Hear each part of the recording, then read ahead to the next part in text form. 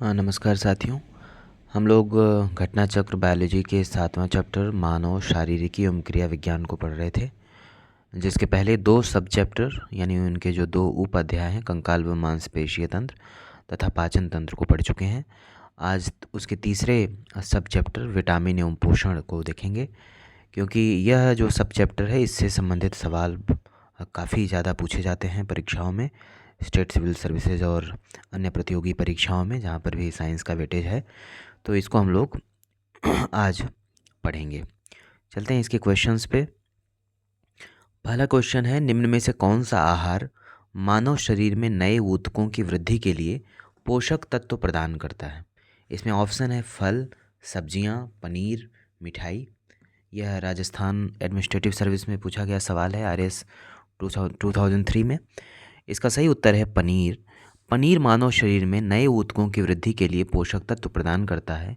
यह दूध से बना एक उत्पाद है जिसे विभिन्न जीवाणुओं लैक्टोबैसिलस लैक्टिस तथा ल्यूकोनोस्टोक सिट्रोवोरम नाम द्वारा किण्वन कर तैयार किया जाता है। अगला प्रश्न है, प्रोबायोटिक खाद्य से संबद्ध निम्नलिखित कथनों पर विचार कीजिए। पहला कथन है, प्रोबायोटिक खाद्य में सजीव जीवाणु विद्यमान होते हैं जो मानव के लिए लाभकारी जाने जाते हैं। दूसरा है, प्रोबायोटिक खाद्य अंत्र फ्लोरा के अनुरक्षण में सहायता देता है।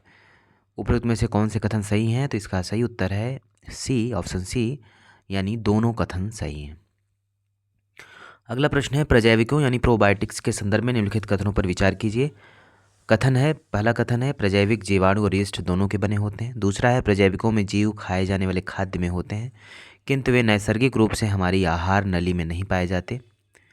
अगला स्टेटमेंट है तीसरा, प्रजैविक दुग्ध शर्कराओं के पाचन में सहायक होते हैं।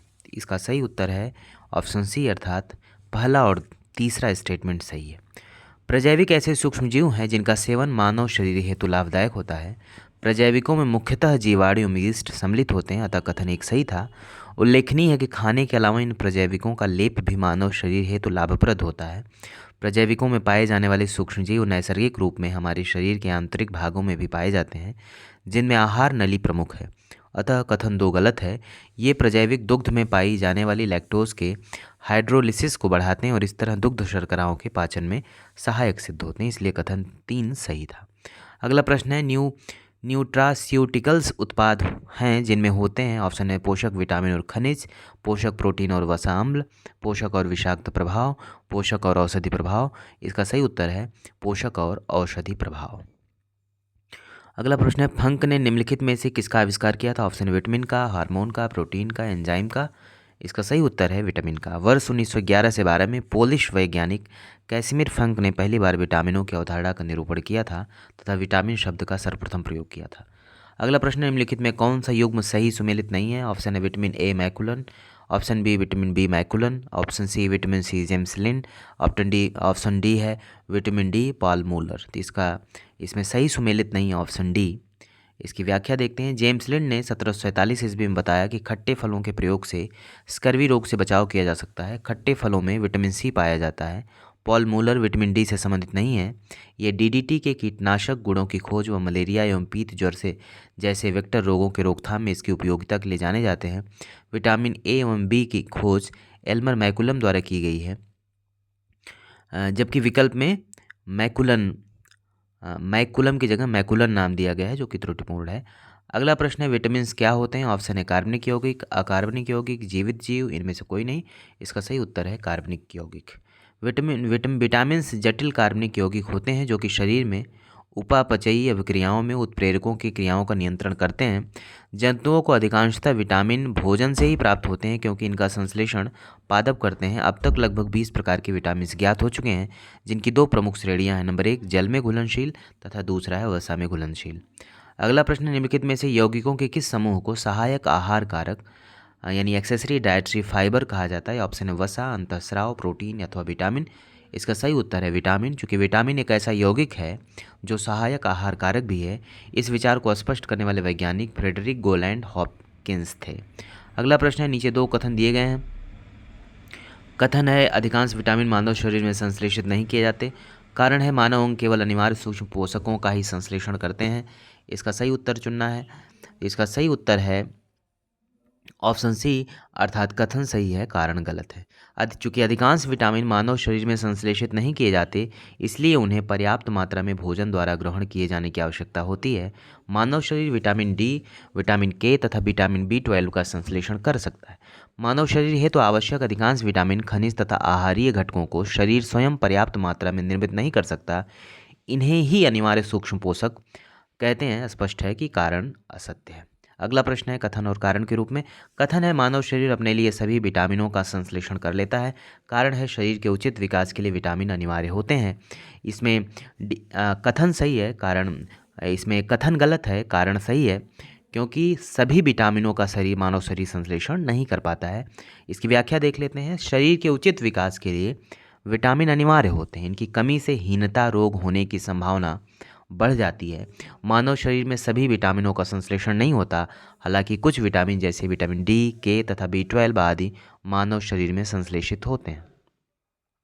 अगला प्रश्न, निम्नलिखित के विटामिनों के बारे में निम्नलिखित में कौन सा कथन सही नहीं है। ऑप्शन है कुछ विटामिन आंतरिक सूक्ष्मजीवों द्वारा संश्लेषित किए जा सकते हैं, कुछ विटामिन हार्मोन की तरह काम करते हैं, कुछ विटामिन शरीर में जमा होते हैं, कुछ विटामिन के जल में घुलनशील विटामिन है। तो यह डी ऑप्शन गलत है, विटामिन के जल में घुलनशील विटामिन नहीं है। ये वसा में विलय होते हैं। विटामिन ए, डी, ई एवं के वसा में विलय होते हैं। अगला प्रश्न है निम्नलिखित में कौन से विटामिन वसा में घुलनशील हैं। इसका सही उत्तर है क्वेश्चन के हिसाब से विटामिन ए एवं डी। अगला प्रश्न है कौन सा विटामिन जल में घुलनशील है।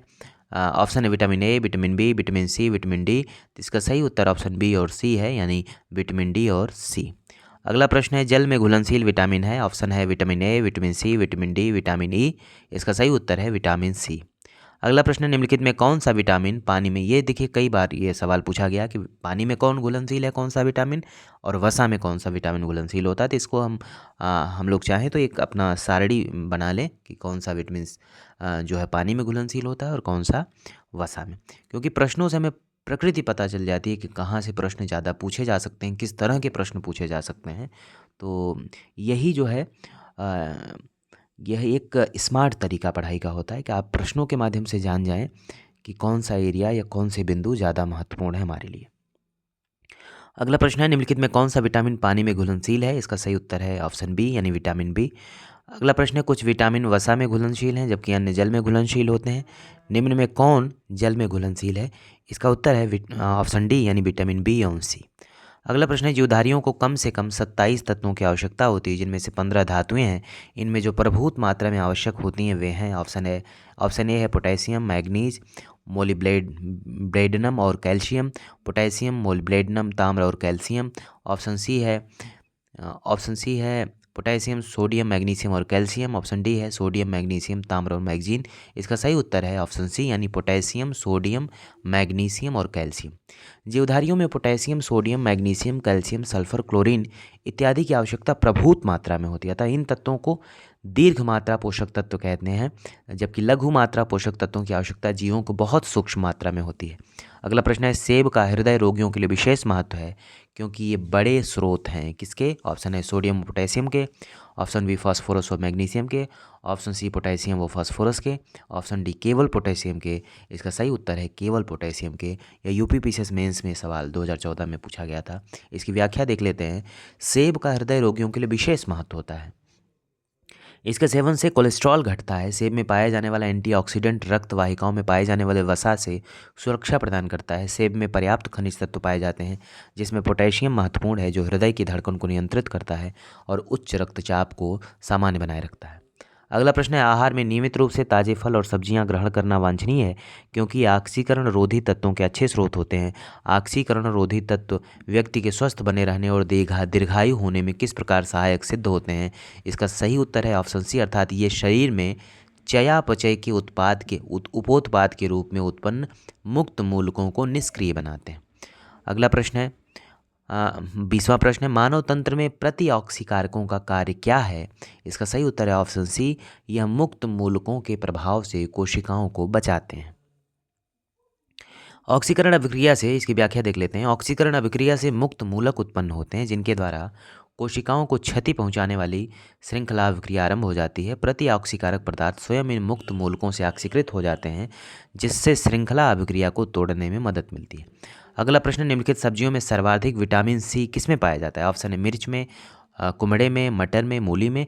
यूपीपीसीएस मेंस 2016 का ये सवाल है, तो इसमें प्रश्नगत जो विकल्प उपलब्ध हैं उसमें मिर्च में सबसे ज़्यादा विटामिन सी पाया जाता है। अगला प्रश्न है, विटामिन जो खट्टे फलों में पाया जाता है तथा चर्म को स्वस्थ रखने में ज़रूरी होता है, तो इसका सही उत्तर है विटामिन सी।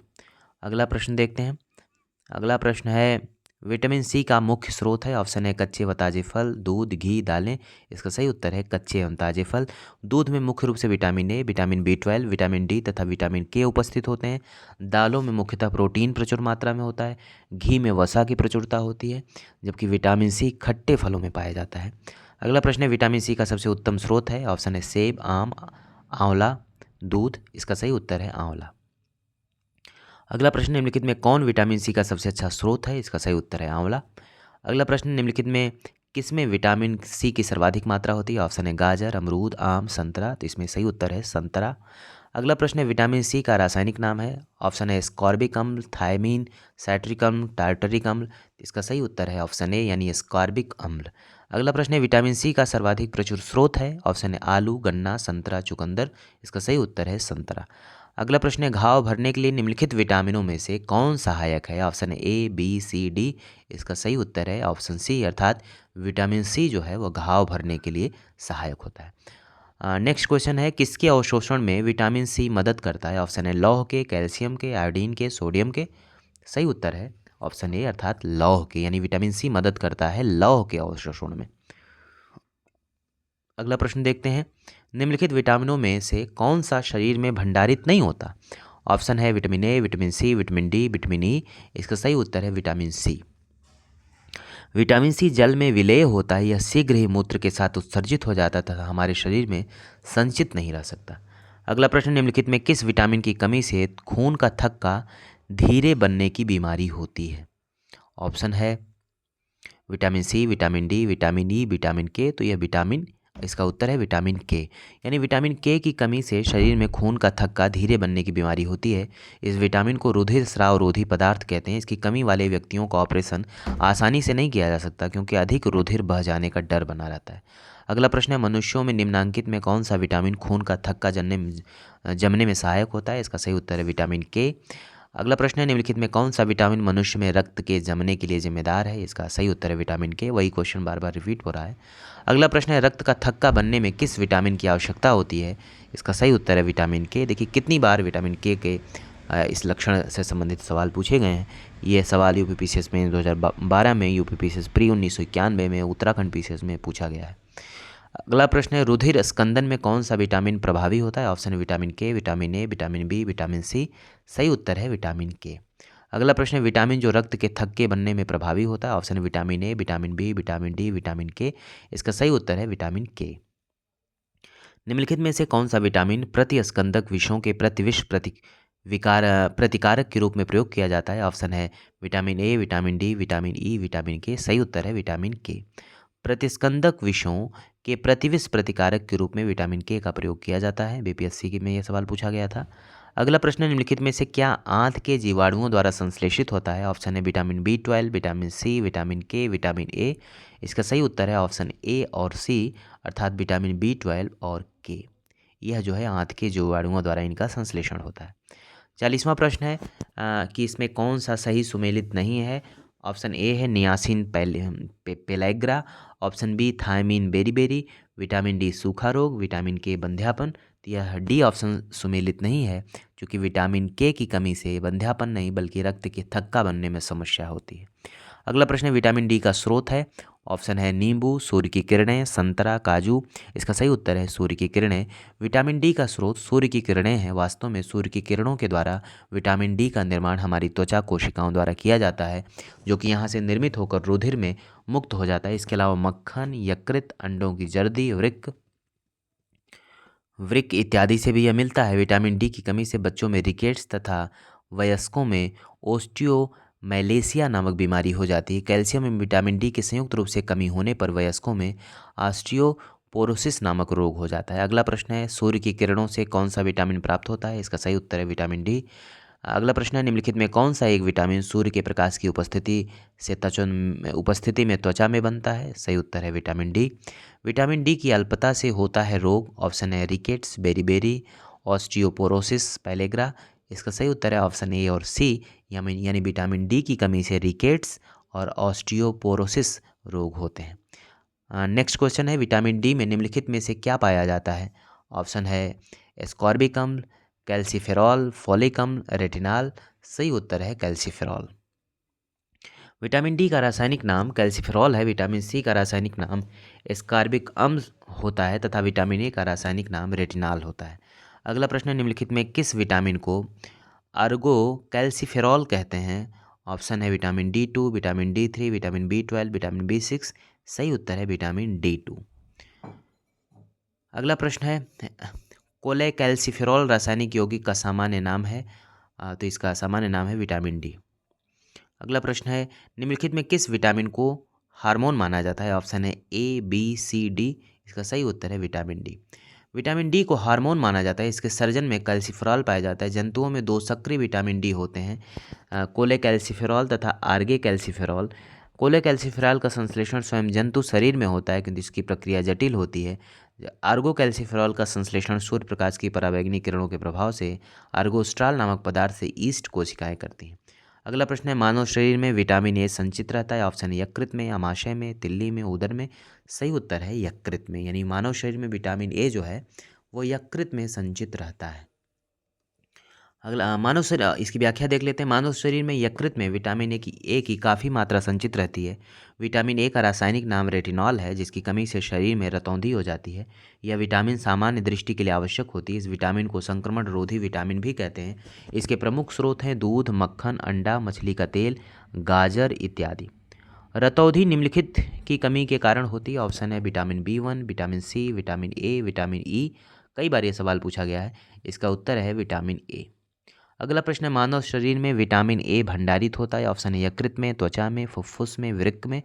सही उत्तर है यकृत में। मानव शरीर में विटामिन ए भंडारित होता है यकृत में। अगला प्रश्न है, निम्नलिखित में किसमें विटामिन ए की मात्रा अधिक है? ऑप्शन है पत्ता गोभी, गाजर, फूल गोभी, पालक। इसका सही उत्तर है गाजर। यानी चूंकि विटामिन ए मुख्य रूप से गाजर में पाया जाता है, यह विटामिन नेत्र ज्योति के लिए आवश्यक पोषक तत्व है। पालक में मुख्यतः लौह तत्व पाया जाता है, जो रक्त में हीमोग्लोबिन की सांद्रता में योगदान करता है, जिससे ऑक्सीजन का परिवहन सुगमता से होता है। अगला प्रश्न है, निम्नलिखित में से कौन सा एक विटामिन ए का प्रचुरतम स्रोत है? ऑप्शन है सेब, पपीता, अमरूद, आम। इसका सही उत्तर है आम। आम में सभी फलों से अधिक विटामिन ए पाया जाता है। इसके साथ साथ इसमें विटामिन सी एवं विटामिन ई भी पाया जाता है। अगला प्रश्न, निम्नलिखित में विटामिन ई का सबसे महत्वपूर्ण स्रोत है? ऑप्शन है ताड़ का तेल, नारियल का तेल, गेहूं अंकुर का तेल, राई का तेल। सही उत्तर है गेहूं अंकुर का तेल। मानव शरीर को स्वस्थ बनाए रखने के लिए जिन विटामिनों की जरूरत पड़ती है, उनमें सबसे महत्वपूर्ण विटामिनों में से एक है विटामिन ई, जो कि एंटीऑक्सीडेंट के रूप में मानव शरीर में कोशिकाओं को सामान्य रूप से कार्य करने में सहायता प्रदान करता है। विटामिन ई वसा में घुलनशील विटामिन है, जो कि गेहूं के अंकुर के तेल में सबसे अधिक पाया जाता है और यह इसका सबसे महत्वपूर्ण स्रोत है। विटामिन ई को बंध्यता रोधी कारक भी कहते हैं। अगला प्रश्न है, निम्नलिखित में किसका निर्माण हमारे शरीर में नहीं होता? ऑप्शन है विटामिन ए, प्रोटीन, एंजाइम, हार्मोन। सही उत्तर है विटामिन ए। विटामिन ए यानी रेटिनॉल मानव शरीर द्वारा संश्लेषित नहीं किया जा सकता, किंतु विटामिन के, B12 तथा विटामिन डी संश्लेषित किए जा सकते हैं। अगला प्रश्न है, सामान्य दृष्टि के लिए निम्नलिखित में कौन सा विटामिन आवश्यक होता है? ऑप्शन है फोलिक अम्ल, राइबोफ्लेविन, नियासिन, रेटिनॉल। सही उत्तर है रेटिनॉल। मानव शरीर में यकृत में विटामिन ए काफ़ी मात्रा में संचित रहती है। विटामिन ए का रासायनिक नाम रेटिनॉल है, जिसकी कमी से शरीर में रतौंधी हो जाती है। यह विटामिन सामान्य दृष्टि के लिए आवश्यक होती है। इस विटामिन को संक्रमण रोधी विटामिन भी कहते हैं। इसके प्रमुख स्रोत हैं दूध, मक्खन, अंडा, मछली का तेल, गाजर इत्यादि। अगला प्रश्न है, कथन यदि कोई व्यक्ति हरी सब्जियां खाना बंद कर दे तो उसे रतौंधी हो जाएगी। कारण इसमें विटामिन ए की कमी हो जाएगी। तो इसका जो सही उत्तर है यह ऑप्शन इसका सही है, उत्तर डी है, क्योंकि इसमें ए गलत है परंतु आर सही है। यदि कोई व्यक्ति हरी सब्जियां खाना बंद कर दे तो उसमें विटामिन की कमी हो सकती है और विटामिन ए की कमी से रतौंधी रोग हो जाता है। प्रश्न में यह इंगित है कि हरी सब्जियां ना खाने से रतौंधी हो जाएगी। भाषा संबंधी ये त्रुटि है। अगला प्रश्न है, जिस विटामिन में कोबाल्ट होता है वह है? ऑप्शन है vitamin B1, B2, B6, B12, इसका सही उत्तर है B12। यह देखिए बहुत बारी परीक्षाओं में पूछा गया है, यूपीपीसीएस मेंस 2006 में, प्री 2001 में, यूपीपीसीएस मेंस 2004 में, बीपीएससी प्री 2008 में। यानी जिस विटामिन में कोबाल्ट होता है उस वह है B12, यानी B12 में कोबाल्ट होता है। कोबाल्ट एक खनिज लवण है जो विटामिन B12 यानी कोबालामिन का महत्वपूर्ण घटक है। विटामिन B12 वृद्धि के लिए यानी ग्रोथ के लिए आवश्यक होता है तथा इसकी कमी से तंत्रिका तंत्र यानी नर्वस सिस्टम की कार्य की यानी फिजियोलॉजी भी गड़बड़ हो जाती है। विटामिन B12 के महत्वपूर्ण स्रोत हैं मांस, मछली, यकृत, दूध, पनीर इत्यादि। आंत के जीवाणु भी इसका संश्लेषण करते हैं। विटामिन B12 निम्नलिखित में कौन सी धातु मौजूद होती है? ऑप्शन है कोबाल्ट, लौह, जस्ता, मैग्नीशियम। सही उत्तर है कोबाल्ट। निम्नलिखित विटामिनों में किसमें कोबाल्ट होता है? इसका सही उत्तर है विटामिन B12। अगला प्रश्न है कथन विटामिन B12 यकृत में लगभग 3 से 5 वर्षों तक संग्रहित रहता है। कारण विटामिन B12 जल में विलेय है। तो इसका सही उत्तर है बी, यानी ए तथा आर दोनों सही है, किंतु ए का सही स्पष्टीकरण आर नहीं है।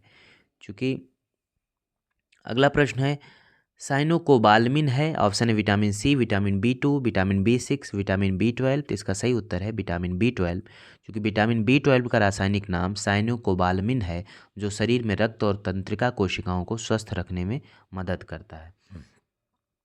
अगला प्रश्न है थायमीन है। ऑप्शन है vitamin C, vitamin B2, vitamin B6, vitamin B1। तो विटामिन B1, चूँकि विटामिन B1 का रासायनिक नाम थायमीन है जिसे फंक ने चावल की छीलन से पृथक किया था, किंतु विशुद्ध रूप में इसे विलियम्स ने पृथक किया। इस विटामिन की कमी से शरीर में बेरी बेरी रोग हो जाता है।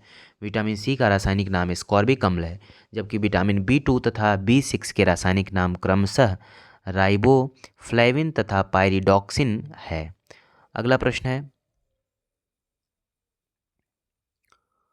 एक मनुष्य को बेरी बेरी सूखा रोग व स्कर्वी की बीमारी होगी यदि वह नहीं ले रहा है। तो यदि वह B1, विटामिन डी और सी नहीं लेगा तो उसे क्रमशः बेरी बेरी, सूखा रोग व स्कर्वी की बीमारी हो जाती है। अगला प्रश्न निम्नलिखित विटामिनों में कौन सा किसी स्वप्न को पर्याप्त अवधि तक याद रखने में सहायक होता है? इसका सही उत्तर है विटामिन B6। एक अध्ययन से इस बात के प्रमाण मिले हैं कि विटामिन B6 का नियमित सेवन देखे गए स्वप्नों को याद रखने में मददगार साबित होता है। अगला प्रश्न है निम्नलिखित में किस युग्म में सही सुमेल नहीं है? ऑप्शन है विटामिन B1 संतरा, विटामिन डी कॉड यकृत तेल, विटामिन ई गेहूं अंकुर तेल, विटामिन के एल्फाल्फा, विटामिन ई उपरोक्त में से कोई नहीं या एक से अधिक। इसकी व्याख्या देख लेते हैं, क्योंकि इसका ऑप्शन ई सही है। सूर्य का प्रकाश एवं कॉड यकृत तेल विटामिन डी के समृद्ध स्रोत हैं। गेहूं अंकुर तेल विटामिन ई का प्रमुख स्रोत है, जबकि अल्फाल्फा से विटामिन के प्रचुर मात्रा में मिलता है। यद्यपि संतरा विटामिन सी का प्रमुख स्रोत है तथा इसमें विटामिन B1 भी बहुत कम मात्रा में प्राप्त होता है, अतः विकल्प ई ही अभीष्ट उत्तर होगा। अगला प्रश्न है निम्नलिखित में कौन सा युग्म सही सुमेलित नहीं है? इसमें ऑप्शन है विटामिन B6 धान की चोकर, विटामिन B2 कॉड यकृत तेल, विटामिन ई गेहूं अंकुर तेल, विटामिन के एल्फाल्फा। तो इसका सही सुमेलित नहीं है ऑप्शन बी, यानी विटामिन B2 कॉड यकृत तेल से सुमेलित नहीं है, क्योंकि कॉड यकृत तेल कॉड मछली की यकृत से व्युत्पन्न एक आहार पूरक है। इसमें ओमेगा 3 फैटी एसिड के अतिरिक्त विटामिन ए एवं विटामिन डी भी उपस्थित होता है। विटामिन B2 को राइबोफ्लेविन नाम से भी जाना जाता है।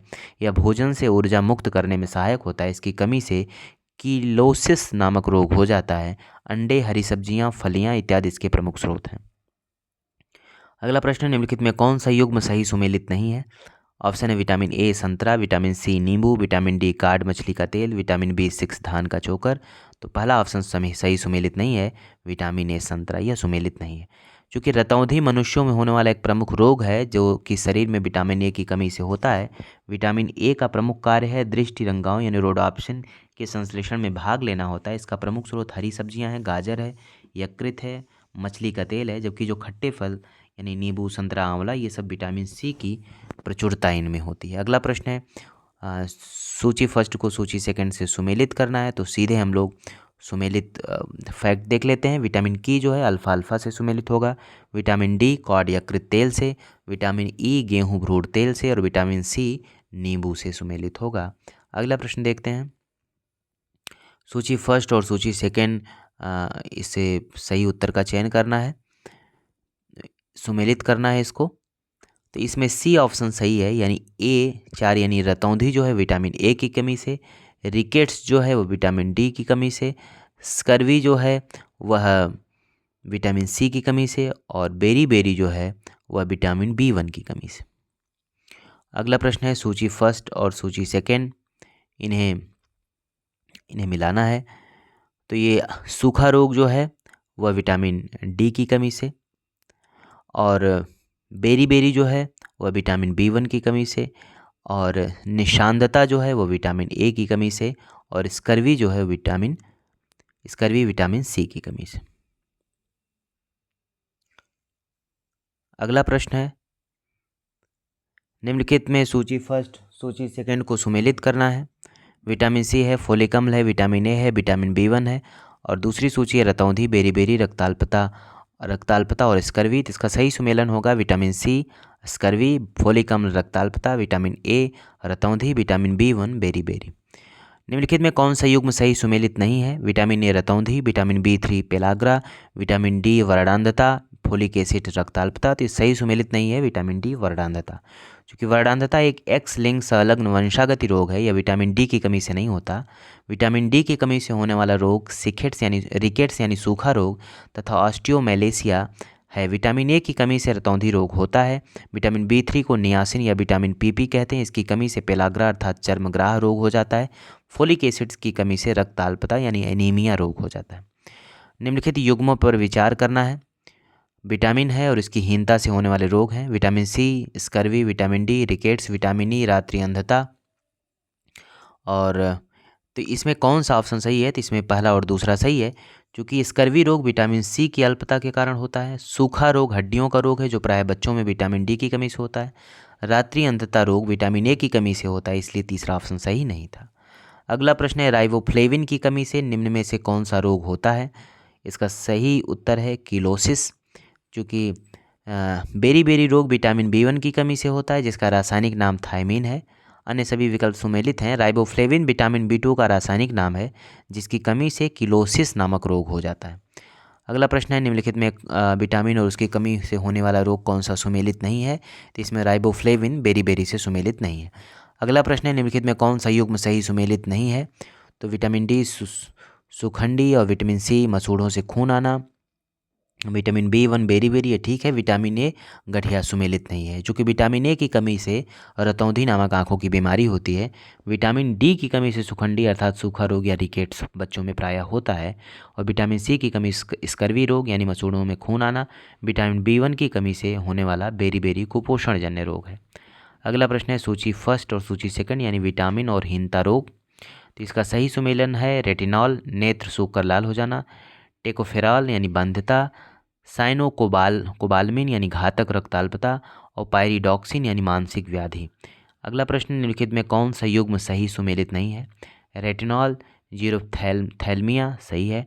टोकोफेरॉल बेरी बेरी ये ऑप्शन सही नहीं है, सुमेलित नहीं है, क्योंकि रेटिनॉल अर्थात विटामिन ए की कमी से जीरोफ्थैल्मिया रोग होता है। साइनोकोबालमिन की कमी से रक्ताल्पता तथा विटामिन डी तथा ऑर्गीकैल्सिफेरॉल की कमी से बच्चों में रिकेट्स नामक रोग हो जाता है। बेरी बेरी विटामिन B1 अर्थात थायमीन की कमी से होता है, न कि टोकोफेरॉल की कमी से। अगला प्रश्न है, कौन सा युग्म सही सुमेलित नहीं है? विटामिन B12 प्रति अरक्तता कारक, विटामिन सी प्रतिस्कर्वी कारक, विटामिन डी बंध्यता रोधी कारक, विटामिन के प्रति रक्तस्रावी कारक। तो सही सुमेलित नहीं है विटामिन डी बंध्यता रोधी कारक, चूँकि विटामिन ई को जो है उसे बंध्यता रोधी कारक कहते हैं। विटामिन डी का रासायनिक नाम कैल्सिफेरॉल है। इसकी कमी से बच्चों में रिकेट्स तथा वयस्कों में ऑस्टियोमेलेसिया नामक बीमारी हो जाती है, इसलिए वो ऑप्शन सुमेलित नहीं था। अगला प्रश्न है, कौन सा सही सुमेलित नहीं है?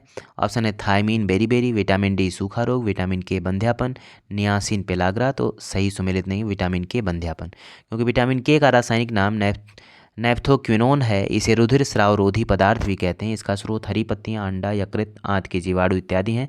बंध्यापन का संबंध विटामिन ई की कमी से है। निम्नलिखित में कौन सा यौगिक एक विटामिन नहीं है? ऑप्शन है नियासिन, थायरॉक्सिन, रिबोफ्लेविन, पायरिडॉक्सिन। तो सही उत्तर है थायरॉक्सिन, जो कि vitamin B2, vitamin B3, vitamin BC का रासायनिक नाम क्रमशः राइबोफ्लेविन, नियासिन, पायरिडॉक्सिन है। थायरॉक्सिन एक हार्मोन है जो थायराइड ग्रंथि से स्रावित होता है। अगला प्रश्न है, केला जो एक फल के रूप में अत्यधिक मूल्यवान भोज्य पदार्थ माना जाता है, के प्रति 100 ग्राम में होता है, ऊर्जा की 416 किलो कैलोरी, ऊर्जा की 316 किलो कैलोरी, ऊर्जा की 216 किलो कैलोरी, ऊर्जा की 116 किलो कैलोरी। तो सही उत्तर है ऊर्जा की 116 किलो कैलोरी।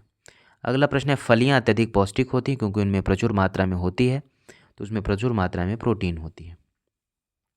अगला प्रश्न है, प्रोटीन की अधिकतम मात्रा पाई जाती है, तो सही उत्तर अरहर में, सोयाबीन में, उड़द में, गेहूं में। सही उत्तर है सोयाबीन में। प्रोटीन की सर्वाधिक मात्रा जो है वो सोयाबीन में पाई जाती है।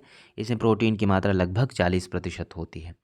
इसलिए सोयाबीन से दूध तैयार किया जाता है जो गाय के दूध के समकक्ष होता है। मध्य प्रदेश जो है वो सोयाबीन उत्पादक प्रमुख राज्य है। अगला प्रश्न है, सर्वाधिक प्रोटीन मात्रा होती है, तो इसका सही उत्तर है सोयाबीन में। सबसे अधिक प्रोटीन पाई जाती है, सही उत्तर है सोयाबीन के दाने में। निम्नलिखित में कौन सा प्रोटीन का सबसे अच्छा स्रोत है? ऑप्शन है चावल, मूंगफली, सेब। उपरोक्त में से कोई नहीं, तो इसका सही उत्तर है मूंगफली।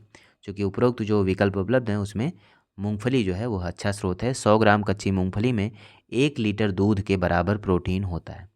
अगला प्रश्न है, प्रोटीन एवं वसा दोनों की प्रचुरता है। ऑप्शन है नारियल में, मूंगफली में, सोयाबीन में, सूरजमुखी में। तो यह मूंगफली में प्रोटीन और वसा दोनों की प्रचुरता होती है। अगला प्रश्न हम लोग देखते हैं, निम्नलिखित में कौन सा मुख्यतः कार्बोहाइड्रेट है? ऑप्शन है गेहूं, जौ, चावल, मक्का। तो यह इसमें सही ऑप्शन है चावल। उपयुक्त विकल्पों में चावल कार्बोहाइड्रेट का मुख्य स्रोत है। 100 ग्राम पके हुए चावल में लगभग 25.5 ग्राम कार्बोहाइड्रेट की मात्रा होती है। वास्तव में चावल में 90% कैलोरी कार्बोहाइड्रेट से आती है। चावल साधारण खाद्य पदार्थों की तुलना में अधिक विटामिन, खनिज और फाइबर प्रदान करता है। अगला प्रश्न है, प्रोटीन की प्रचुरता वाले खाद्य पदार्थों में उपस्थित अमीनो अम्ल टायरोसिन के बारे में निम्नलिखित कथनों में कौन सा एक सही नहीं है? इसमें सही नहीं है, या बुढ़ापे के लिए उत्तरदायी मुक्त मूलकों के विरुद्ध रक्षा कर सकता है। अगला प्रश्न है, गेहूं में रोटी बनाने के गुणों को प्रभावित करने वाला पदार्थ है। ऑप्शन है ग्लूटीन, ग्लोबुलिन, ग्लाइसिन, लाइसिन। तो इसका सही उत्तर है ग्लूटीन। गेहूं की रोटी सख्त गेहूं के आटे की बनाई जाती है। सख्त गेहूं में ग्लूटीन नामक प्रोटीन की मात्रा अधिक होती है, जबकि मुलायम गेहूं में ग्लूटीन की मात्रा कम होती है। अगला प्रश्न है, एक कठोर परिश्रम करने वाले पुरुष को दैनिक ऊर्जा की आवश्यकता होती है। इसका सही उत्तर है 4000 किलो कैलोरी। एक कठोर परिश्रम करने वाले पुरुष को लगभग 3500 से 4000 किलो कैलोरी दैनिक ऊर्जा की आवश्यकता होती है। अगला प्रश्न है, एक गिलास पानी पीने से कितनी कैलोरी मिलती है? इसका सही उत्तर है 0। पानी कैलोरी फ्री आहार होता है, अतः एक गिलास पानी पीने से मिलने वाली कैलोरी की मात्रा 0 होगी। अगला प्रश्न है, भोजन का एक प्रमुख अंग है। ऑप्शन है स्टार्च, ग्लूकोज, कार्बोहाइड्रेट, सेलुलोज। इसका सही उत्तर है कार्बोहाइड्रेट। कार्बोहाइड्रेट भोजन का एक प्रमुख अंग है। कार्बोहाइड्रेट कार्बन, हाइड्रोजन तथा ऑक्सीजन के यौगिक 1:2:1 होते हैं। अगला प्रश्न है, लंबे समय की कसरत का मुख्य ईंधन क्या होता है? ऑप्शन है वसा, प्रोटीन, कार्बोहाइड्रेट। उपरोक्त में से कोई नहीं, जिसका सही उत्तर है कार्बोहाइड्रेट। लंबे समय की कसरत के लिए मुख्य ईंधन कार्बोहाइड्रेट होता है। कार्बोहाइड्रेट अर्थात स्टार्च, ग्लूकोज, फ्रक्टोज इत्यादि। अगला प्रश्न है, नाइट्रोजन एक आवश्यक अवयव नहीं है। ऑप्शन है क्लोरोफिल का, आरएनए का, डीएनए का, कार्बोहाइड्रेट का। सही उत्तर है कार्बोहाइड्रेट का, क्योंकि कार्बोहाइड्रेट भोजन का एक प्रमुख अंग है। कार्बोहाइड्रेट कार्बन, हाइड्रोजन तथा ऑक्सीजन के यौगिक होते हैं। अगला प्रश्न है, हमारे शरीर में अम्लीयता तथा क्षारकता के बीच जो तत्व संतुलन बनाए रखता है वह है। ऑप्शन है फास्फोरस, सोडियम, पोटेशियम, कैल्शियम। इसका सही उत्तर है फास्फोरस। फास्फोरस खनिज लवण के रक्त में उपस्थित होने से शारीरिक अम्ल एवं क्षार का संतुलन ठीक रहता है। इस खनिज के मुख्य स्रोत दूध, पनीर, अंडे का पीला भाग, मांस, मछली, दाल, मेवे तथा सभी धान्य हैं। अगला प्रश्न, निम्नलिखित में कौन सा यौगिक मानव शरीर में संग्रहित नहीं रहता? ऑप्शन है ग्लाइकोजन, एमिनो अम्ल, वसा, टोकोफेरॉल। सही उत्तर है एमिनो अम्ल। क्योंकि प्रोटीन छोटी इकाइयों से बनते हैं जिन्हें एमिनो अम्ल कहते हैं। एमिनो अम्ल मानव शरीर में संग्रहित नहीं रहता है। अगला प्रश्न है, निम्न में से किस फल में लौह प्रचुर मात्रा में पाया जाता है? ऑप्शन है जामुन, करौंदा, लोकाट, अमरूद। सही उत्तर है करौंदा। करौंदा एक आवृतबीजी पौधा है जिसके फल में विटामिन सी तथा लौह प्रचुर मात्रा में पाया जाता है। विटामिन सी घाव भरने में उपयोगी होता है तथा लौह पदार्थ हमारे रक्त के हीमोग्लोबिन में पाया जाता है। निम्नलिखित खनिजों पर विचार कीजिए। पहला है कैल्शियम, दूसरा लौह, तीसरा सोडियम। उपयुक्त खनिजों में से मानव शरीर में पेशियों के संकुचन के लिए किसकी आवश्यकता होती है? इसका सही उत्तर है 1, 2, 3 अर्थात कैल्शियम, लौह, सोडियम तीनों की आवश्यकता होती है। अगला प्रश्न है, पालक के पत्तों में निम्नलिखित में किसकी मात्रा सर्वाधिक होती है? ऑप्शन है विटामिन, आयरन, वसा, कार्बोहाइड्रेट। सही उत्तर है ऑप्शन बी अर्थात आयरन। पालक के पत्तों में सर्वाधिक मात्रा आयरन की होती है। आयरन शरीर में हीमोग्लोबिन तथा साइटोक्रोम एंजाइम का घटक है। शरीर में लौह की कमी हो जाने से अरक्तता यानी एनीमिया हो जाती है तथा शरीर का सुरक्षा तंत्र भी दुर्बल हो जाता है। अगला प्रश्न है, निम्नलिखित में कौन लौह का अच्छा स्रोत है? सही उत्तर है पालक। लौह का अंश सबसे अधिक पाया जाता है, सही उत्तर है हरी सब्जियों में। लौह का सर्वाधिक अंश हरी सब्जियों में पाया जाता है। इसके अलावा मांस, अंडा, फलियां, अनाज भी इसके प्रमुख स्रोत हैं। यह हीमोग्लोबिन तथा साइटोक्रोम एंजाइम का घटक है तथा शरीर में इसकी कमी हो जाने से एनीमिया नामक रोग हो जाता है। अगला प्रश्न है, बासमती चावल के दाने पकाने पर लंबे हो जाते हैं क्योंकि उसमें बाहुल्य है। ऑप्शन है लाइसिन का, एमाइलोज का, शर्करा का, तेल का। तो सही उत्तर है एमाइलोज का। क्योंकि चावल में दो प्रकार के स्टार्च पाए जाते हैं, एमाइलोज, एमाइलोपेक्टिन। सामान्यतः चावल की लंबे दाने वाली किस्मों जैसे बासमती में एमाइलोज अधिक मात्रा में पाया जाता है, जबकि मध्यम तथा छोटे दाने वाली चावल की किस्मों में एमाइलोपेक्टिन अधिक मात्रा में पाया जाता है। अगला प्रश्न देखते हैं। अगला प्रश्न है, निम्नलिखित में किसकी उपस्थिति के कारण दूध में मिठास आ जाती है। ऑप्शन है माइक्रोज, लैक्टोज, सुक्रोज, कैरोटीन। सही उत्तर है लैक्टोज। लैक्टोज दूध में पाई जाने वाली एक प्राकृतिक शर्करा है। यह एक डाइसैकराइड शुगर है। यह गैलेक्टोज तथा ग्लूकोज से व्युत्पन्न होता है और इसकी हल्की मिठास का कारण है। अगला प्रश्न है, दूध में विद्यमान सैकेराइड है। ऑप्शन है सैक्रोज, लैक्टोज, माल्टोज, सेलोबायोस। तो सही उत्तर है लैक्टोज। अगला प्रश्न है, दूध किस बैक्टीरिया के कारण खराब होता है। ऑप्शन है एस्परजिलस, स्टेफाइलोकोकस, स्यूडोमोनास, लैक्टोबैसिलस। इसका सही उत्तर है लैक्टोबैसिलस। दूध लैक्टोबैसिलस बैक्टीरिया के कारण खराब या खट्टा होता है। यह अति महत्वपूर्ण जीवाणु होता है जो कि पाचक नाल में पाया जाता है। अगला प्रश्न है, दूध का दही में परिवर्तन किसके द्वारा होता है। ऑप्शन है बैक्टीरिया द्वारा, विटामिन द्वारा, एंजाइम द्वारा। उपरोक्त में से कोई नहीं, तो इसका सही उत्तर है बैक्टीरिया द्वारा। दूध में कैसीन नामक प्रोटीन उपस्थित होता है। इस प्रोटीन के कारण दूध सफ़ेद रंग का होता है। दही का निर्माण लैक्टिक अम्ल के बैक्टीरिया तथा कैसीन के बीच रासायनिक अभिक्रिया के फलस्वरूप होता है। अगला प्रश्न है, गाय के दूध के हल्के पीले रंग का कारण निम्न की उपस्थिति से है। ऑप्शन है जैंथेफिल, रिबोफ्लेविन, विटामिन B12, कैरोटीन। तो सही उत्तर है कैरोटीन। दूध में कैसीन नामक प्रोटीन उपस्थित होता है। इसी प्रोटीन के कारण दूध सफ़ेद रंग का होता है।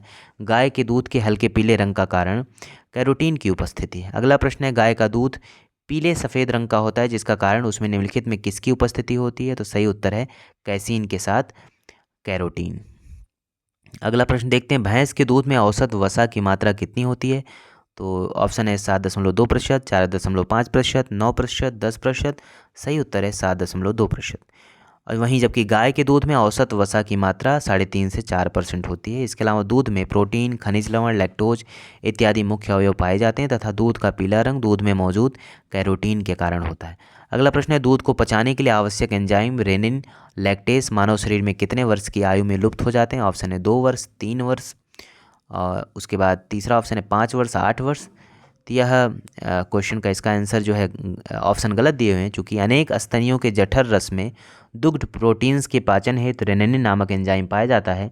मानव के जठर रस में इसकी उपस्थिति संदिग्ध है। संभवतः शिशुओं में जठर रस में यह होता है किंतु वयस्कों के जठर रस में नहीं होता। वयस्कों में दुग्ध प्रोटीन्स के पाचन का श्रेय पेप्सिन नामक एंजाइम को दिया जाता है।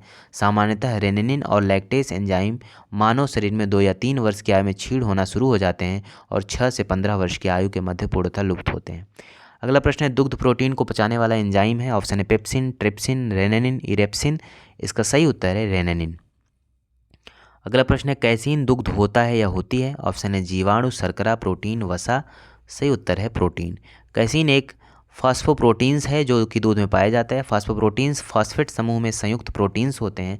दूध का धवल रंग कैसीन की उपस्थिति के कारण होता है। दूध में एल्बुमिन नामक एक अन्य प्रोटीन भी पाया जाता है।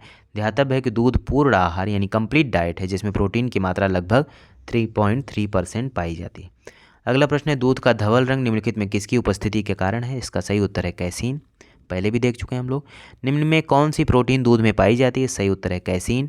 शरीर में ऊतकों का निर्माण किससे होता है। टिश्यूज़ का निर्माण। ऑप्शन है वसा से, कार्बोहाइड्रेट से, प्रोटीन से, विटामिन से। सही उत्तर है प्रोटीन से। अगला प्रश्न है, मानव शरीर की धीमी वृद्धि निम्न में किसकी कमी के कारण होती है। इसका सही उत्तर है प्रोटीन। अगला प्रश्न, निम्न में कौन से तत्व सभी प्रोटीनों में विद्यमान होते हैं। ऑप्शन है कार्बन, हाइड्रोजन, ऑक्सीजन, नाइट्रोजन। इसका सही उत्तर है डी यानी 1, 2, 3, 4 अर्थात चारों सही हैं। प्रोटीन्स के संयोजन में कार्बन, हाइड्रोजन, ऑक्सीजन, नाइट्रोजन पाए जाते हैं। इसके अतिरिक्त इसमें गंधक, फास्फोरस, आयोडीन तथा लय आदि के अंश भी पाए जाते हैं। प्रोटीन्स अमीनो अम्लों की यौगिक होती है अर्थात अमीनो अम्ल इनकी संयोजक इकाइयाँ एकलक होते हैं। प्रकृति में लगभग 500 प्रकार के अमीनो अम्ल पाए जाते हैं। सूची फर्स्ट और सूची सेकंड को सुमेलित करना है तो इसका सुमेलन इस प्रकार होगा। विटामिन B12 में कोबाल्ट होता है, हीमोग्लोबिन लोहा, क्लोरोफिल मैग्नीशियम, पीतल तांबा। सूची फर्स्ट और सूची सेकंड इसमें भी सुमेलित करना है तो इसको सीधे हम लोग देख लेते हैं। विटामिन B12 में उपस्थित धातु होती है कोबाल्ट, हीमोग्लोबिन में लौह या आयरन, क्लोरोफिल मैग्नीशियम, चैल्कोपायराइड इसमें तांबा। 123वां सवाल है, सूची फर्स्ट एवं सूची सेकंड का मिलान करें। मिलान करना है तो इसका सही उत्तर है ऑप्शन बी इसमें सही है, यानी विटामिन B1 जो है वो उसमें थायमिन होता है, विटामिन B2 जो है उसमें राइबोफ्लेविन होता है, और उसमें आप देखें विटामिन B6 तो विटामिन B6 में जो है वो पायरिडॉक्सिन होता है, और विटामिन B12 जो है उसमें साइनोकोबालामिन होता है।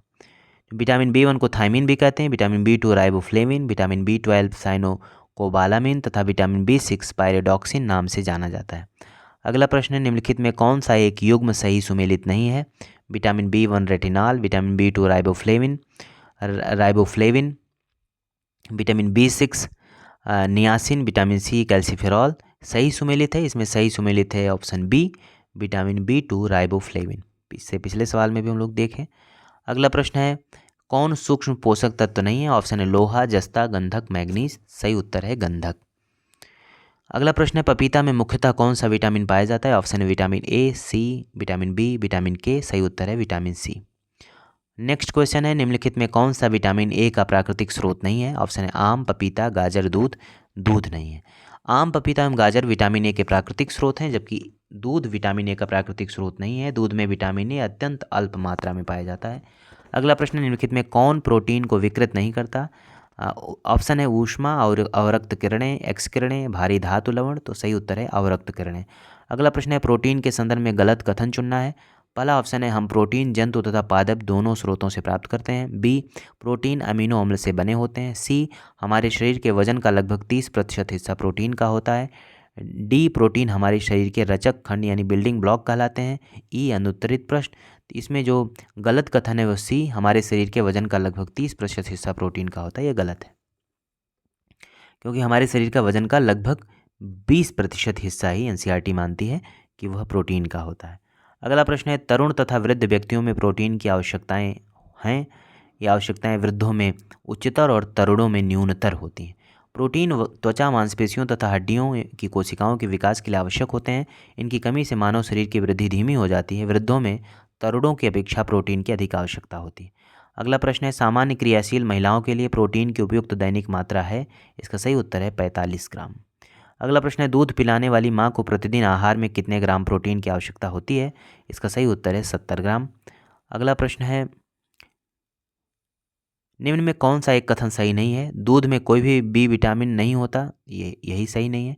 बाकी जो सही है, विटामिन A के अभाव के कारण त्वचा शुष्क तथा शल्की हो जाती है। ऑप्शन सी सही है, जोड़ों में पीड़ा होना स्कर्वी के होने के लक्षण में से एक है। विटामिन B1 के अभाव में हृदयाघात हो सकता है। माँ का दुग्ध नवजात को लगभग संपूर्ण आहार प्रदान करता है, किंतु इसमें निम्नलिखित का अभाव होता है। ऑप्शन है लौह, कैल्शियम, मैग्नीशियम, पोटेशियम। इसका सही उत्तर है लौह, यानी लौह का अभाव होता है। अगला प्रश्न, बोतल का दूध पीने वाले बच्चे की तुलना में माँ का दूध पीने वाले बच्चे में निम्नलिखित में कौन से विशिष्ट लक्षण होते हैं। पहला, वह कम मोटा होता है। दूसरा, उसमें रोगों का प्रतिरोध करने की क्षमता अधिक होती है।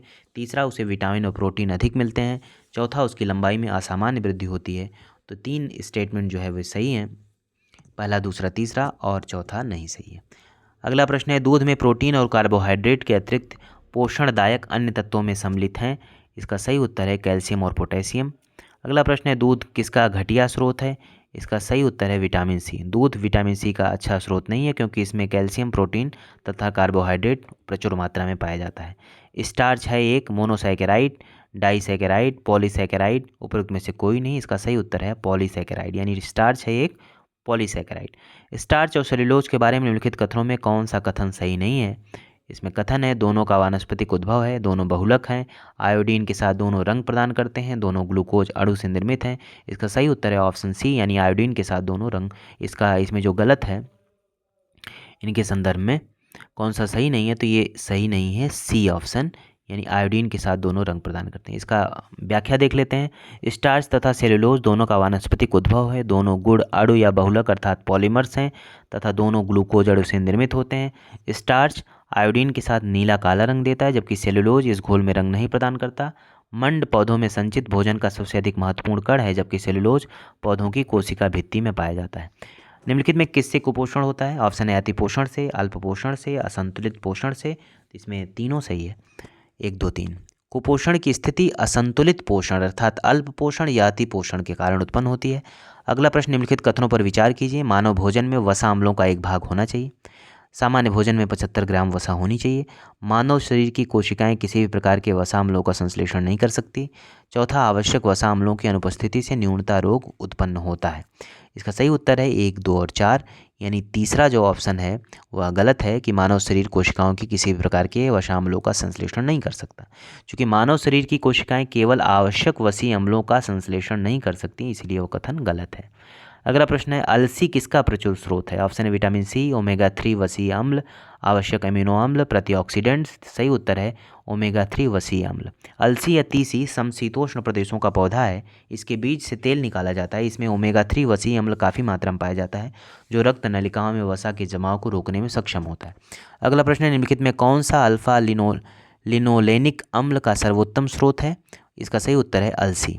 निम्नलिखित कथनों पर विचार कीजिए। कथन है विटामिन बलवर्धक तत्व हैं जिनकी अच्छे स्वास्थ्य के लिए थोड़ी मात्रा में आवश्यकता होती है। कारण, विटामिन हानिकारक बैक्टीरिया को मारकर शरीर को स्वस्थ रखने में सहायता करते हैं। इसमें कथन सही है परंतु कारण गलत है। इसकी व्याख्या देखते हैं। विटामिन कार्बनिक यौगिक होते हैं जिनकी अच्छे स्वास्थ्य के लिए थोड़ी मात्रा में आवश्यकता होती है। इनका स्रोत अनाज, हरी सब्जियां, फल, दूध, मांस इत्यादि हैं। हानिकारक बैक्टीरिया, विषाणुओं, कवकों इत्यादि को श्वेत रुधिराणु मारकर शरीर को स्वस्थ रखने में सहायता करते हैं। अगला प्रश्न है कथन और कारण। मानव आहार में ग्लाइसिन, सेरीन और टायरोसिन अनिवार्य रूप से शामिल होने चाहिए। कारण, अनिवार्य अमीनो अम्ल मानव शरीर में संश्लेषित नहीं किए जा सकते। इसका सही उत्तर है डी, अर्थात कथन गलत है, कारण सही है। अगला प्रश्न है, निम्नलिखित भोज्य पदार्थों में से किसमें सभी अनिवार्य अमीनो अम्ल उपस्थित हैं? ऑप्शन है चावल, दूध, अंडा, सोयाबीन। तो यह क्वेश्चन जो है इसे स्टार लगाया गया, अर्थात इसमें सही उत्तर नहीं है। सोयाबीन तथा पशुओं से व्युत्पन्न खाद्य पदार्थों जैसे दूध, अंडा, मछली तथा मांस में पाया जाने वाला प्रोटीन सभी अनिवार्य अमीनो अम्लों से युक्त होता है तथा इसे संपूर्ण प्रोटीन कहते हैं। सोयाबीन ऐसा एकमात्र गैर पशु व्युत्पन्न प्रोटीन का स्रोत है जिसमें सभी अनिवार्य अमीनो अम्ल पाए जाते हैं। तब विकल्प 1 में दिए गए चावल को छोड़कर शेष 3 विकल्पों में दिए भोज्य पदार्थों में सभी अनिवार्य अमीनो अम्ल पाए जाते हैं। अगला प्रश्न, निम्नलिखित खाद्य पदार्थों में कौन सा सभी आवश्यक अमीनो अम्लों का सर्वोत्तम स्रोत है? इसका ऑप्शन है केला, दाल, अंडा, मछली। सही उत्तर है अंडा। अगला प्रश्न है, हमारे शरीर में त्वचा तल के नीचे विद्यमान वसा निम्नलिखित के विरुद्ध अवरोधक का काम करती है? तो शरीर की ऊष्मा का क्षय का अवरोधक होती है। अगला प्रश्न है, भोजन के वर्ग में प्रति यूनिट कैलोरी की मात्रा सर्वाधिक होती है?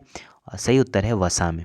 अगला प्रश्न है, निम्नलिखित में किसके चयापचयी प्रक्रम यानी मेटाबॉलिक प्रोसेस में से अधिकतम ऊर्जा मिलती है? ऑप्शन है कार्बोहाइड्रेट, वसा, प्रोटीन, खनिज। तो इसका सही उत्तर है वसा।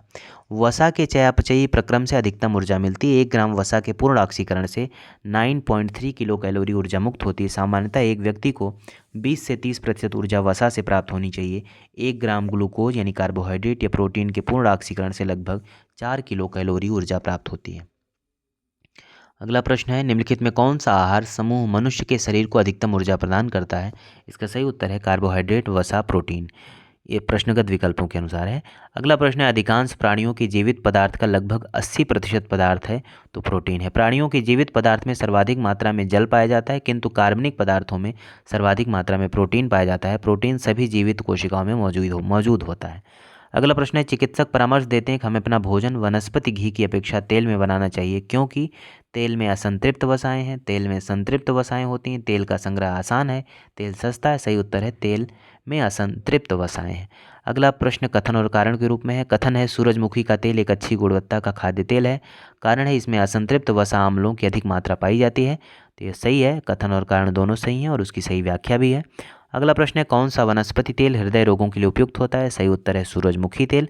सूरजमुखी का तेल हृदय रोगियों के लिए बहुत उपयुक्त होता है क्योंकि इसमें वसा की मात्रा बहुत कम होती है। सूरजमुखी एस्टेरेसी कुल के अंतर्गत आता है तथा यह आवृतबीजी पौधा होता है जिसका उपयोग तेल बनाने में किया जाता है।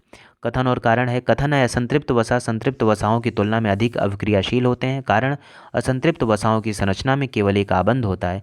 इसका सही उत्तर है सी, अर्थात कथन सही है परंतु कारण गलत है। अगला प्रश्न है अन्य पशुओं के मांस की तुलना में मछली का उपभोग स्वास्थ्यकर माना जाता है क्योंकि मछली में होता है। सही उत्तर है बहु असंतृप्त वसा अम्ल, इसलिए यह स्वास्थ्यकर माना जाता है। अगला प्रश्न है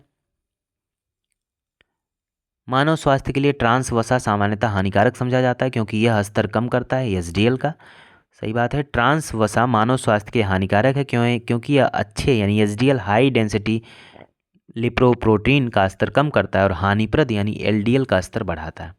अगला प्रश्न है आहार उत्पादों के विक्रय में जुटी एक कंपनी यह विज्ञापन करती है कि उसके उत्पादों में ट्रांस वसा नहीं होती। इसके इस अभियान का उपभोक्ताओं के लिए क्या अभिप्राय है? ऑप्शन पहला है कि कंपनी के आहार उत्पाद हाइड्रोजनीकृत तेलों से नहीं निर्मित किए जाते। नंबर 2, कंपनी के आहार उत्पाद पशु उत्पन्न वसा या तेलों से नहीं निर्मित होते। नंबर 3, कंपनी के द्वारा प्रयुक्त तेल संभवतः उपभोक्ताओं के हृदयवाहिका स्वास्थ्य यानी कार्डियोवास्कुलर हेल्थ को क्षति नहीं पहुंचाएगा। इसमें तीनों 1, 2, 3 सही हैं। अगला प्रश्न है कोलेस्ट्रॉल निम्नलिखित में से क्या है? स्टेरॉयड, विटामिन, उत्प्रेरक, कीटनाशक। सही उत्तर है स्टेरॉयड, यानी कोलेस्ट्रॉल क्या है? वह स्टेरॉयड है। अगला प्रश्न है कोलेस्ट्रॉल है, ऑप्शन है परहरित का प्रकार, क्लोरोफॉर्म का एक यौगिक, जंतु वसा में उपस्थित वसीय अल्कोहल, क्रोमियम लवण। सही उत्तर है जंतु वसा में उपस्थित वसीय अल्कोहल। अगला प्रश्न है कोलेस्ट्रॉल का असामान्य स्तर संबंधित होता है। ऑप्शन है धमनियों का कठोर हो जाना, शिराओं का कठोर हो जाना, वृक्क पत्थर निर्माण, यकृत सिरहोसिस। इसका सही उत्तर है धमनियों का कठोर हो जाना। अगला प्रश्न है ट्राइग्लिसराइड क्या है? ऑप्शन है प्रोटीन, कार्बोहाइड्रेट, वसा, खनिज। तो इसका सही उत्तर है वसा। तो आज हम लोगों ने इस चैप्टर को देखा। आगे के जो सब चैप्टर हैं जैसे श्वसन तंत्र और जो चैप्टर हैं उसको हम लोग नेक्स्ट क्लास में देखेंगे। आज के लिए हम लोग यहीं पर रुकेंगे। धन्यवाद।